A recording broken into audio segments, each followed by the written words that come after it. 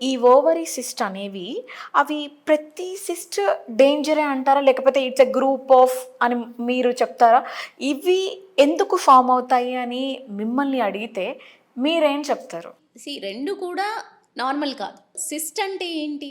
అంటే for example usually ఇప్పుడు 2 centimetre develop అయినప్పుడు ఎగ్ అనేది రిలీజ్ అవుతుంది. హ్మ్. అది 2 సెంటీమీటర్ గ్రోత్ రాకుండా 1 సెంటీమీటర్ లోపే ఉన్నప్పుడు వాటిని స్మాల్ సిస్ట్ అని చెప్పడం జరుగుతుంది. హ్మ్. ఈ స్మాల్ సిస్ట్ ఉండే ఓవరీస్‌ని పాలిసిస్టిక్ ఓవరీస్ అని చెప్పడం జరుగుతుంది. దీన్నే ఓకే.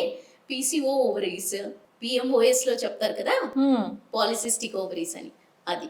ఓకే. వెరాజ్ లార్జ్ సిస్ట్ వచ్చేసరికి లార్జ్ సిస్ట్ ఈజ్ కొంచెం కాంప్లికేటెడ్ సిస్ట్ అని చెప్పాలి. సో హుహుహుహు. ఈ కాంప్లికేటెడ్ సిస్ట్ అనేది 3 సెంటీమీటర్ కంటే అబోవ్ ఉన్నప్పుడు అవి లార్జ్ సిస్ట్ అని చెప్పడం జరుగుతుంది. హ్మ్. ఈ లార్జ్ సిస్ట్‌గా వచ్చేసి డిఫరెంట్ టైప్స్ ఉంటాయి. బ్లడ్ కలెక్టెడ్ సిస్ట్ ఉండొచ్చు. లేదా దాంట్లో ఏదైనా అబ్నార్మల్ సెక్రిషన్స్ అవ్వడం గానియండి, లేదా డెర్మాయిడ్ సిస్ట్ అని కానియండి. ఇవన్నీ కూడా వెదర్ స్మాల్ సిస్ట్ కానీ, లార్జ్ సిస్ట్ కానీ అన్నీ హార్మోన్ ఇన్‌ఫ్లూయెన్స్‌డే. ఈ పీరియడ్స్‌లో మీరు దీన్ని ఎలా డిటెక్ట్ చేస్తారు? ఓన్లీ స్కాన్ చేస్తేనే డిటెక్షన్ అని కాదు. చేసే టైంలో మీరు స్కాన్ చేసిన టైంలోనే కాకుండా రెగ్యులర్‌గా మీకుండే పీరియడ్స్‌లో ఎప్పుడైతే ఫ్లో తేడా వచ్చినా cycle pattern length of the cycle అనేది పీరియడ్స్ ఎంత డీలేడ్‌గా వస్తున్నా లేదా ఎర్లీగా వస్తున్నా స్పాటింగ్ రూపంలో ఫ్లో తగ్గినా డిఫరెన్స్ ఉంది రెగ్యులర్ ఉండే ప్యాటర్న్ కాకుండా డిఫరెన్స్ ఉంది అని అంటే డెఫినెట్లీ మీరు అది ఐడెంటిఫై చేసుకోవాలి. ఒక 1 సైకిల్ అబ్జర్వ్ చేసి ఓకే స్ట్రెస్ వల్ల ఏమన్నా ఉందా?